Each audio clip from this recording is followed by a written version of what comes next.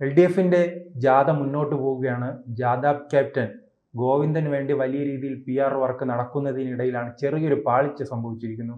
അത് ഈ ഒരു സാധാരണക്കാരൻ പെൻഷൻ വാങ്ങുന്നതുമായി ബന്ധപ്പെട്ടാണ്. ആ ദൃശ്യങ്ങൾ പരിശോധിച്ചാൽ അറിയാം. പലരും തുടക്കം തന്നെ പറഞ്ഞിരുന്നു, ആ അഭിനയിക്കാൻ വന്ന ആള്, ആ പെൻഷൻ വാങ്ങുന്ന ആള് മികച്ച രീതിയിൽ അഭിനയിക്കുന്നുണ്ട്, ഗോവിന്ദൻ അഭിനയിക്കാൻ അറിയില്ല.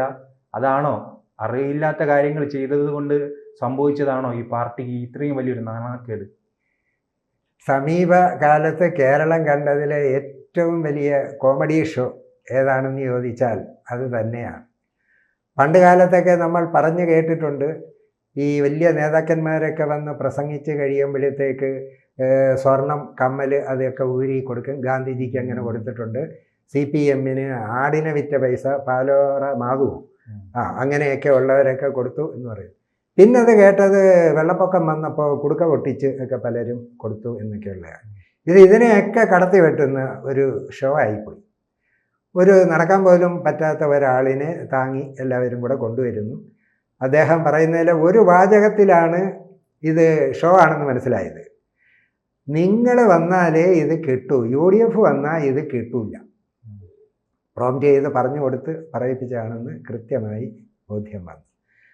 എന്നിട്ട് അത് കണ്ടപ്പോൾ തന്നെ ആളുകൾക്ക് ഇതിനകത്തൊരു അസ്വാഭാവികത തോന്നിയത് കൊണ്ട് ഇദ്ദേഹത്തെ പോയി ആളുകൾ കണ്ടപ്പോൾ കൃത്യമായി പറഞ്ഞു, അത് അവരെല്ലാവരും കൂടെ വന്ന് എന്നെ കൊണ്ട് നിർബന്ധിച്ച് ഈ രൂപ കൊടുത്താൽ രൂപ തിരിച്ച് തരുമെന്ന് പറഞ്ഞത് കൊണ്ട് ഞാൻ കൊടുത്തതാണ്. അത് പെൻഷൻ കിട്ടിയ രൂപയൊന്നുമല്ല.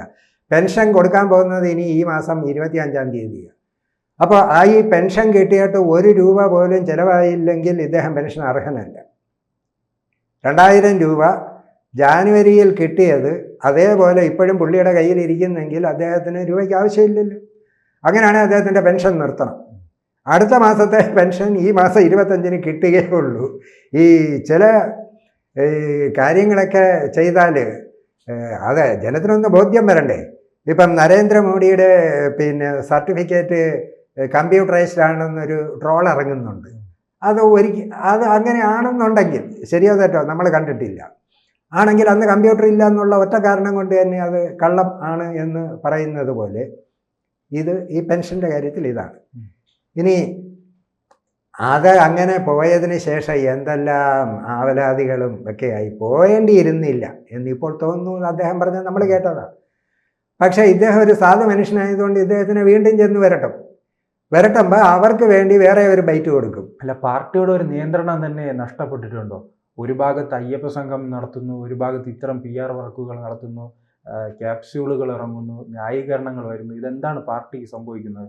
ബംഗാളും ത്രിപുരയും ആവർത്തിക്കാൻ പോവുകയാണോ കേരളത്തിലും?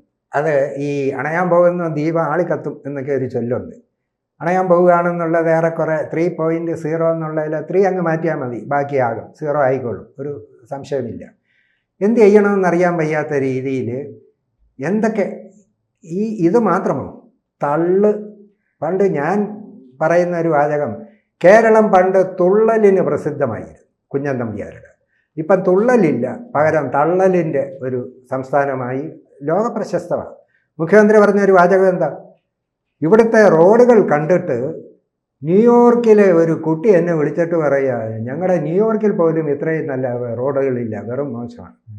ന്യൂയോർക്കിലേക്ക് എയർപോർട്ടിൽ പോകാൻ നിന്ന ഒരാൾ ടിക്കറ്റ് ക്യാൻസൽ ചെയ്ത് വീട്ടിൽ പോയെന്നാണ് കേട്ടത്. കാരണം അയാൾ കാലെ പ്ലാസ്റ്റർ ഇട്ട് വന്നതാണ്.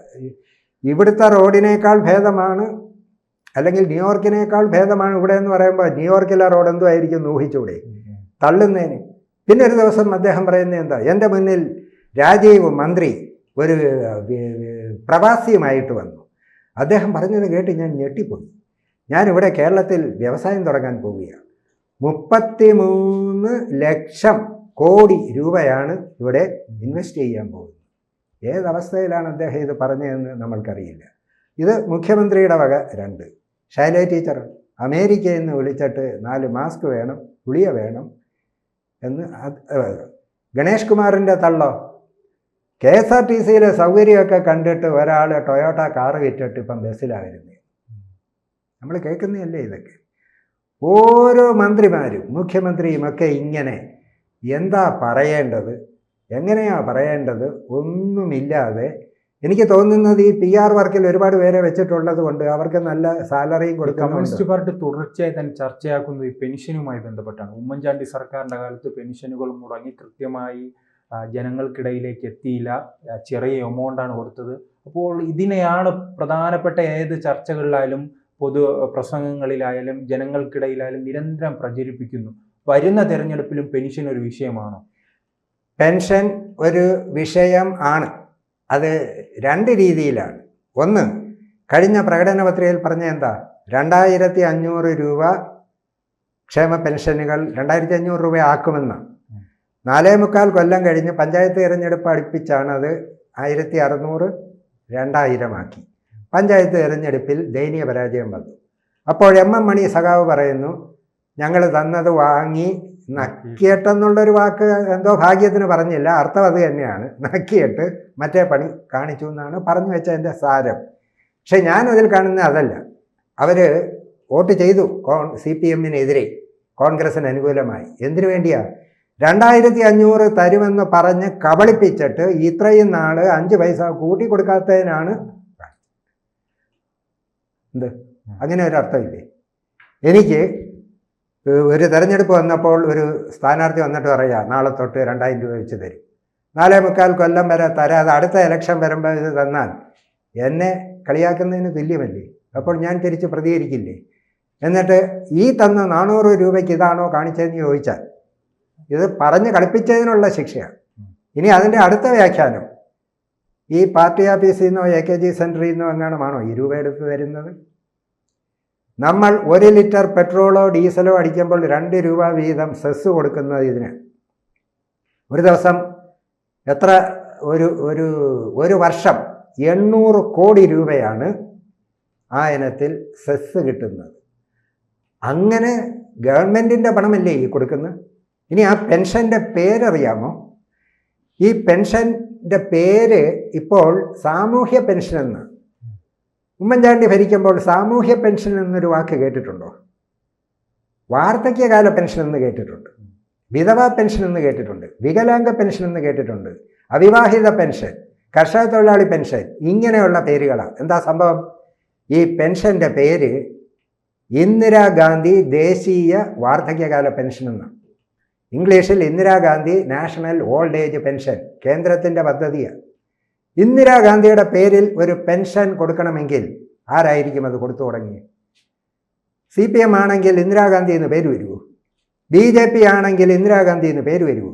ഇപ്പോഴും ആ പെൻഷൻ വാങ്ങുന്ന ആരുടെയെങ്കിലും ഒരു പേപ്പർ, ഇതൊന്നും വേണ്ട, ഗൂഗിളിൽ സെർച്ച് ചെയ്ത് നോക്കൂ, Indira Gandhi national old age pension കൃത്യമായിട്ട് വരും.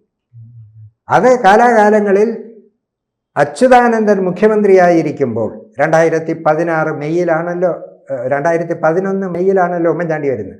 2011 മെയ് വരെ ഈ പെൻഷൻ 300 രൂപയായിരുന്നു. അതൊറ്റയടിക്ക് 600 ആക്കിയത് ഉമ്മൻചാണ്ടിയാണ്. 65 വയസ്സ് വേണമായിരുന്നു ആ പെൻഷന്, ഉമ്മൻചാണ്ടി അത് 60 ആക്കി. അങ്ങനെയാണ് 12 ലക്ഷത്തിൽ കിടന്ന പെൻഷൻ 34 ലക്ഷമായത്. 5 വയസ്സ് വെട്ടിക്കുറച്ചു. അതുപോലെ ഒന്നിലധികം പെൻഷൻ വാങ്ങാം. ഇപ്പോൾ ഞാൻ ഒരു കയർ തൊഴിലാളിയാണ്. എനിക്ക് 60 വയസ്സ് കഴിഞ്ഞുള്ള കയർ തൊഴിലാളി ക്ഷേമനിധി ബോർഡിൽ നിന്ന് ഒരു 500 600 പെൻഷൻ, എനിക്ക് അതും വാങ്ങാം, ഈ പെൻഷനും വാങ്ങാം. ഈ ഗവൺമെൻറ് വന്നിട്ട് പിണറായി വിജയൻ്റെ ആദ്യത്തെ സർക്കാർ ചെയ്ത് എന്താണെന്നറിയോ? അതും ഇതും ഉണ്ടെങ്കിൽ അതേ വാങ്ങാവൂ, ഇതില്ല. ഒരുപാട് നിയന്ത്രണങ്ങൾ കൊണ്ടുവച്ചു. കുടിശ്ശിക ഉണ്ടായിരുന്നെന്ന് പറഞ്ഞല്ലോ, നിയമസഭാ രേഖകൾ നമ്മളുടെ കയ്യിലുണ്ട്. ഈ ഗവൺമെൻറ് വന്നതിന് ശേഷം അതാണ് ഈ നേതാക്കൾ പൂർണ്ണമായി പറയുന്നത്. അന്ന് കുടിശ്ശിക ഉണ്ട്, ഇന്ന് കുടിശ്ശികയില്ല. UDF അധികാരത്തിൽ വരികയാണെങ്കിൽ കുടിശ്ശിക ഇതേപോലെ ഇത് മുടങ്ങുമെന്നാണ് അവർ പറയുന്നത്. അല്ല, അതിനാണ് ഞാൻ നമ്മളിപ്പം ഏതെങ്കിലും ഒരു മാസം നമ്മുടെ വീട്ടിൽ എന്നും പേപ്പർ കൊണ്ടുവന്നിടും. രാവിലെ 6 മണിക്ക്, ഒരു ദിവസം 10 മണിക്കാണ് കൊണ്ടുവന്നു. രാവിലെ 7 മണിക്ക് പേപ്പർ വായിക്കാൻ ഒരാൾ വീട്ടിൽ വന്നപ്പോൾ ഇല്ല, ഇവനെ അങ്ങ് തെറി വിളിക്കുക. അപ്പം നമ്മൾ പറയുക, അവൻ്റെ ജന്മത്ത് 25 കൊല്ലം കൊണ്ട് നമ്മുടെ വീട്ടിൽ പത്രം ഇടുന്നവനാണ്, ഒരു ദിവസം അവൻ വൈകി എന്നുള്ളത് ശരിയാണ്. ഒരു ദിവസം വൈകിയാൽ അവൻ എല്ലാ ദിവസവും വൈകുന്നവനാണെന്ന് പറയാൻ പറ്റുമോ? അതിൻ്റെ കണക്കാണ് ഞാൻ പറയാൻ പോയത്. 2015 നവംബർ, 2015 ഡിസംബർ, 2016 ജാനുവരി, എത്ര നാളായി? 3 മാസം. പക്ഷേ എഴുതി വരുന്നത് എങ്ങനെ? 2015 നവംബർ മുതൽ 2016 ജനുവരി വരെ. കേൾക്കുമ്പോൾ എത്ര വർഷമായി? 2 വർഷമായി. നവംബർ, ഡിസംബർ, ജാനുവരി 3 മാസത്തെ ഈ വാർദ്ധക്യകാല പെൻഷന് തടസ്സം വന്നു. എന്താ തടസ്സം വന്നതെന്ന് കൂടെ അറിയണ്ടേ? പത്രക്കാരൻ ലേറ്റായത് എന്താണെന്ന് അറിയണ്ടേ? അവനെ പട്ടി ചാടി മറിഞ്ഞു വീഴും. അതുകൊണ്ട് അതേപോലെ ഇവിടെ ഈ പെൻഷൻ കോപ്പറേറ്റീവ് സൊസൈറ്റി വഴിയായിരുന്നതും ഒക്കെ പോസ്റ്റ് ഓഫീസ് വഴിയായിരുന്നത് ബാങ്ക് വഴി direct beneficiary transfer, DBT, direct beneficiary transfer, നേരിട്ട് ആളുടെ കയ്യിൽ കിട്ടാൻ വേണ്ടി ബാങ്ക് മുഖേനയാക്കി. അപ്പോൾ ഒരു സിസ്റ്റം വേറൊരു സിസ്റ്റത്തിലേക്ക് മാറുമ്പോൾ സ്വാഭാവികമായി ചില തടസ്സങ്ങൾ വരുമെന്നുള്ളത് നമുക്കറിയാമല്ലോ. നമ്മുടെ മൊബൈൽ ഫോണിൽ തന്നെ പുതിയൊരു വർഷം വന്നാൽ ചിലപ്പോൾ അതിലേക്ക് വരാൻ 3 മാസത്തേക്ക് താമസമുണ്ടായി. ഫെബ്രുവരി, മാർച്ച്, ഏപ്രിലിൽ വീണ്ടും കൊടുത്തു. ഇതിനെയാണ് 18 മാസത്തെ കുടിശ്ശിക. ഞാൻ വെല്ലുവിളിച്ചുകൊണ്ട് പറയുന്നു, 18 മാസം ഒരാളിന് ആ പെൻഷൻ മുടങ്ങി എന്നുള്ളത് രേഖാമൂലം തെളിയിച്ചാൽ നമ്മൾക്ക് എല്ലാ പേർക്കും കൂടി, അല്ലെങ്കിൽ കോൺഗ്രസ്സിൽ നിൽക്കുന്ന എല്ലാ പേരെയും കൂടി CPM-ൽ മെമ്പർഷിപ്പ് എടുത്ത് ഞാൻ കൊടുക്കാം. തെളിയിക്കണം, പറഞ്ഞാൽ പോരെ, തെളിയിക്കണം. ഗൂഗിളിൽ സെർച്ച് ചെയ്യുകയോ ഗവൺമെന്റിന്റെ റെക്കോർഡുകളോ. ഇത് ഒരിടത്തും കോൺഗ്രസ് വലിയ രീതിയിൽ പ്രതിരോധിക്കുന്നത് കോൺഗ്രസ്സുകാർക്ക് പ്രതിരോധം എവിടെയെങ്കിലും ഒരു പേര് പറഞ്ഞിട്ട് പോകുന്നതല്ലാതെ കോൺഗ്രസ് ചെയ്ത ഏത് കാര്യമുണ്ട് നമുക്കറിയാം. ഞാൻ കാര്യം ചോദിക്കട്ടെ, നമ്മൾക്ക് സ്വാതന്ത്ര്യം കിട്ടുമ്പോൾ നമ്മളോടൊപ്പം ഇല്ലാത്ത അന്യ രാജ്യമായിരുന്ന ഒരു രാജ്യം ഇപ്പം നമ്മുടെ രാജ്യത്തിൻ്റെ കൂടെയുണ്ട്. ഏതാണെന്നറിയാം? നമ്മളൊക്കെ പാഠപുസ്തകങ്ങളിൽ, ശ്രീജിത്ത് ഉണ്ടെന്നറിയില്ല, ഞാൻ പഠിച്ചിട്ടുണ്ട്. ഇന്ത്യയുടെ അയൽ രാജ്യങ്ങളിൽ ആ രാജ്യത്തിൻ്റെ പേര് ഞാൻ പഠിച്ചിട്ടുണ്ട്. പക്ഷേ ഇന്ന് അത് ഇന്ത്യയുടെ ഒരു സംസ്ഥാനമാണ്. ഏതാണ് ആ സംസ്ഥാനം? സിക്കിം. 1975 ഇന്ദിരാഗാന്ധിയുടെ കാലത്താണ് സിക്കിം റഫറൻഡം നടത്തി അവിടുത്തെ ജനങ്ങൾ ഇന്ത്യയിൽ ചേരാൻ പറഞ്ഞു. ഇത് എത്ര പേർക്കറിയാം? ഇന്ദിരാഗാന്ധി എന്ന് പറയുന്ന ആ നേതാവിൻ്റെ ഏറ്റവും വലിയ ഇപ്പം വലിയ ആണവ രാജ്യമാണെന്നൊക്കെ പറയുന്നല്ലോ. ഇന്ത്യ ആദ്യമായി ഒരു ആണവ പരീക്ഷണം നടത്തിയതെന്നാണ് 1974 മെയ് മാസം 18-ാം തീയതി രാജസ്ഥാനിലെ പൊക്രാനിൽ. ബുദ്ധൻ ചിരിക്കുന്നു. ഇന്ത്യ ആദ്യമായി വിട്ട ഒരു കൃത്രിമ ഉപഗ്രഹത്തിൻ്റെ പേരെന്താ? ആര്യഭട്ട. 1975 ഏപ്രിൽ 19. ഇതൊക്കെ ആർക്കറിയാം? ചന്ദ്രയാൻ, മംഗൾയാൻ. അപ്പോൾ കോൺഗ്രസ് ഈ രാജ്യത്ത് ചെയ്തു കൊടുക്കാത്തതൊന്നുമില്ല. ഇനി അതെല്ലാം പോകട്ടെ, ഇന്ത്യ ഇപ്പോഴും ഒരു മതേതര രാജ്യമായിട്ടാണല്ലോ നിലനിൽക്കുന്നത്. അംബേദ്കർ എഴുതിയ ഇന്ത്യൻ ഭരണഘടനയ്ക്കകത്ത് മതേതരത്വം എന്നൊരു വാക്കുണ്ടായിരുന്നു? ഇല്ല. മതേതരത്വം എന്ന സെക്കുലാർ ആ ആശയമുണ്ട്, പക്ഷേ ആ വാക്കില്ല. സെക്കുലാർ എന്നുള്ള ആ വാക്ക് ഇന്ത്യൻ ഭരണഘടനയിൽ വന്നത് അടിയന്തരാവസ്ഥ കാലത്താണ്. 42-ാം ഭരണഘടനാ ഭേദഗതി, സോഷ്യലിസ്റ്റ്, സെക്കുലാർ, ഇൻറ്റിഗ്രിറ്റി, 3 വാക്കുകൾ എഴുതി കയറ്റി. ഇതൊക്കെ ഏതെങ്കിലും കോൺഗ്രസ്സുകാരൻ പറഞ്ഞ് കേട്ടിട്ടുണ്ടോ? അല്ലാത്തവർ പറഞ്ഞ് കേട്ടിട്ടുണ്ടോ? കോൺഗ്രസ് ഈ രാജ്യത്തിന് നൽകിയ സംഭാവനകൾ നമ്മൾ അനുഭവിക്കുന്ന ഏത് കാര്യമുണ്ട് കോൺഗ്രസ് ഇവിടെ കൊടുക്കാത്ത? ആധാർ കാർഡ് കയ്യിലുണ്ടല്ലോ. ആധാർ വന്നത് ഏത് വർഷമാണ്? 2013. ആധാറിൻ്റെ ഉപജ്ഞാതാവാരാ? നന്ദൻ നീലേക്കനി, പഴയ ഇൻഫോസിസിൻ്റെ CEO. കോൺഗ്രസ് സ്ഥാനാർത്ഥിയായിട്ട് ഹൈദരാബാദിൽ ടെക്നോ സിറ്റിയിൽ മത്സരിച്ച് തോറ്റുപോയി. ഞാനതിൽ പറയുന്നൊരു വാചകമുണ്ട്, ആധാർ കണ്ടുപിടിച്ചയാൾ ടെക്നോ സിറ്റിയിൽ ബാംഗ്ലൂർ സൗത്തിൽ ഇലക്ഷൻ കഴിഞ്ഞപ്പോൾ വഴിയാധാരമായി. 10 അക്കമുള്ള സർവ്വ ഡാറ്റയുമുള്ള, ഏത് രാജ്യത്ത് കിടന്ന് ഭൂകമ്പത്തിൽ മരിച്ചാലും വീട്ടുകാരെ അറിയിക്കാൻ പറ്റുന്ന കാര്യമാണ് ആധാർ. എത്ര പേർക്കറിയാം? നരേന്ദ്രമോദിയുടെ സംഭാവനയോ BJPയുടെ സംഭാവനയോ ഇപ്പോഴത്തെ പിണറായി വിജയൻ്റെ സംഭാവനയോ ഒക്കെ ആയിട്ടാണ് അതിനെ ആളുകൾ കാണുന്നത്. മൻമോഹൻ സിംഗിൻ്റെ സംഭാവനയാണ്, അല്ലേ? 3 വാക്കുകൾ പണ്ട് കേട്ടിട്ടുണ്ടല്ലോ: ആഗോളവൽക്കരണം, ഉദാരവൽക്കരണം, സ്വകാര്യവൽക്കരണം. ഇംഗ്ലീഷിൽ LPG എന്നാണ് പേരിട്ട്. Liberalisation, privatisation, globalisation, LPG. ഈ 3 വൽക്കരണം വന്നാൽ രാജ്യം ആപത്തിലാവുമെന്ന് CPM-ഉം BJP-യും എല്ലാം പ്രചരിപ്പിച്ചു. ആ 3 വൽക്കരണം വന്നതുകൊണ്ടാണ് ഈ രാജ്യം ഇപ്പോൾ ഇവിടെ നിൽക്കുന്നത്. ഇപ്പോൾ പണ്ട് ദൂരദർശൻ എന്ന് പറഞ്ഞൊരൊറ്റ ചാനലല്ലേ ഉള്ളായിരുന്നു, സ്വകാര്യ ചാനൽ കിട്ടുമായിരുന്നു.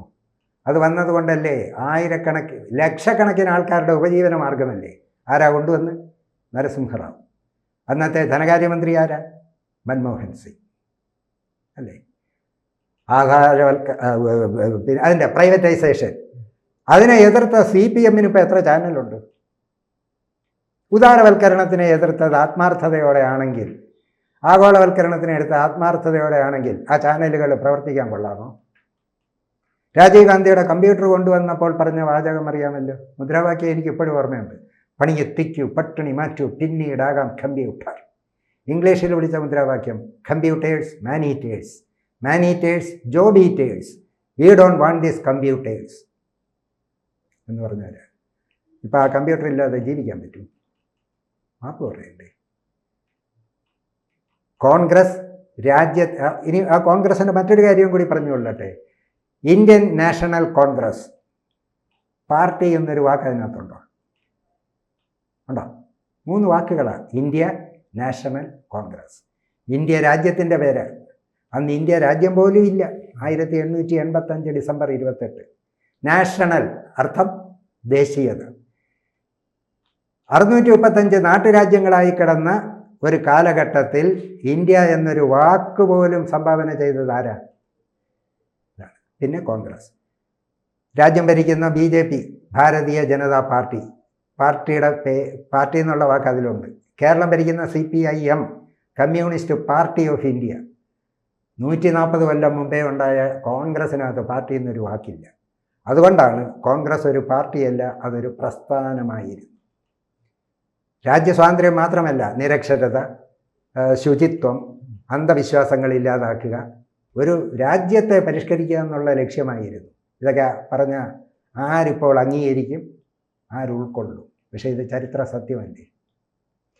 ഇനി നമ്മൾക്ക് ഇന്ത്യ പണ്ട് എന്ത് ചെയ്തിരുന്നു, 70 കൊല്ലം കൊണ്ട് എന്ത് ചെയ്തിരുന്നു എന്നൊക്കെയാണ്. 71 ഡിസംബർ 6 മുതൽ 13 ദിവസം കൊണ്ട് ഡിസംബർ 19 പാകിസ്ഥാനെ 2 തുണ്ടാക്കി കീറി 2 രാജ്യമുണ്ടായത് ഓർമ്മയില്ലേ? ആരായിരുന്നു പ്രധാനമന്ത്രി? അതിനപ്പുറം പാകിസ്ഥാനെ 2 തുണ്ടാക്കി കൊടുത്തു. അതിനപ്പുറം ഇനി നമ്മൾ അതിർത്തിയിൽ പോയി കുറേ പേരെ വെടിവെച്ചു, അല്ലെങ്കിൽ ഇത് ചെയ്തു എന്നൊക്കെ. എന്നിട്ട് അന്ന് പറഞ്ഞ എന്താണെന്നറിയോ? ആ യുദ്ധം 16 ദിവസം കൊണ്ട് ആ യുദ്ധം ജയിച്ചു കഴിഞ്ഞപ്പോൾ 93,000 പട്ടാളക്കാരെ പാകിസ്ഥാനിൽ നമ്മൾ തടവുകാരായിട്ട് ഇങ്ങ് കൊണ്ടുവന്നു. ഇന്ദിരാഗാന്ധി അവരെല്ലാം വെറുതെ വിട്ടുകൊടുത്തു എന്നാണ് BJP ഇപ്പോൾ ആക്ഷേപിക്കുന്നത്. ഇവിടെ ഉള്ളവന് കഴിക്കാൻ ആഹാരം കൊടുക്കാനില്ലാത്തപ്പോൾ പാകിസ്ഥാനിൽ നിന്ന് ഇനി 93,000 എണ്ണത്തിനെയും കൂടെ ഇവിടെ കൊണ്ടുവന്ന് അവന്മാർക്ക് ഇവിടെ ഇനി ഫുഡ് കൊടുക്കണം. അതുകൊണ്ടാണ് പറഞ്ഞത് പൊയ്ക്കോളാൻ പറഞ്ഞു. പിന്നെ അവരുടെ പിടിച്ചെടുത്ത ഭൂമി നമുക്കെന്തിനാ? വല്ലവരുടെയും ഭൂമി. ആ രാജ്യം ഇന്ത്യയോട് കയറി യുദ്ധം ചെയ്തത് കൊണ്ട് തിരിച്ചടിച്ച് നശിപ്പിച്ച് വിടുക എന്നുള്ളതല്ലാതെ അന്യൻ്റെ ഭൂമി നമുക്ക് വേണ്ട. അതൊക്കെ ഗാന്ധിയുടെ ആശയങ്ങളാണ്. അപ്പോൾ അതുകൊണ്ട് പിന്നെ കോൺഗ്രസ് ഒരുപാട് കാര്യങ്ങൾ ചെയ്യും, ഒരക്ഷരം മിണ്ടത്തില്ല. ബാക്കി പാർട്ടികൾ എന്തെങ്കിലും ചെയ്യും, വിളിച്ചു പോകും. ആഗോള അയ്യപ്പ സംഗമം വല്ലതും നടന്നു, എത്ര കോടി രൂപ പാഴാക്കി. അതേസമയം ഉമ്മൻചാണ്ടിയുടെ ഭരണത്തിൽ 4,37,000 വീടുകൾ അന്ന് കൊടുത്തു. ലൈഫ് എന്നുള്ള പേരിലൊന്നുമല്ല, പല പല ഫണ്ടുകളിലൂടെ ആയിരുന്നു. ഒരു വീടും അദ്ദേഹം പാല് കാച്ചാൻ പോയില്ല. പക്ഷേ പിണറായി വിജയൻ എന്ന മുഖ്യമന്ത്രിയോ ആകെ 10 കൊല്ലം കൊണ്ട് 4,17,000 വീട് കൊടുത്തിട്ട് വീട് പാല് കാച്ചാൻ പോയതിന് എത്ര കോടി രൂപയാണ് PR വർക്ക് നടത്തിയത്. പബ്ലിസിറ്റി ഉണ്ടെങ്കിലേ പ്രോഡക്റ്റുകൾ വിറ്റഴിയും. ഇപ്പം നമ്മുടെ നാട്ടിൽ നല്ല വൈദ്യന്മാർ കാണും, നല്ല എണ്ണയൊക്കെ കാണും, വാങ്ങിച്ച് തേച്ചാൽ നല്ല മുടി വളരും. പബ്ലിസിറ്റി ഇല്ലാത്തതുകൊണ്ട് ആർക്കും അറിയില്ല. മറിച്ചൊരു കടയിൽ ചെന്നാൽ നമ്മൾ ഏതെണ്ണ ചോദിക്കും? ധാത്രി. മമ്മൂട്ടിയുടെ ആരോഗ്യത്തിൻ്റെ രഹസ്യം ധാത്രി. പരസ്യം കൊണ്ട് പ്രോഡക്റ്റുകൾ ചിലവാകും. പാർട്ടികളും അങ്ങനെയാണ്. കോൺഗ്രസ്സുകാർ ചെയ്തതെങ്കിലും, ചെയ്യാത്തത് പറയണ്ട, ചെയ്തതെങ്കിലും പറഞ്ഞാൽ അവർക്ക് കൊള്ളാം, ജനങ്ങൾ തിരിച്ചറിയും. കൂടുതൽ വാർത്തകളും വിശേഷങ്ങളും നിങ്ങളിലേക്ക് എത്താൻ ABC മലയാളം സബ്സ്ക്രൈബ് ചെയ്യുക, ബെൽ ബട്ടണും അമർത്തുക.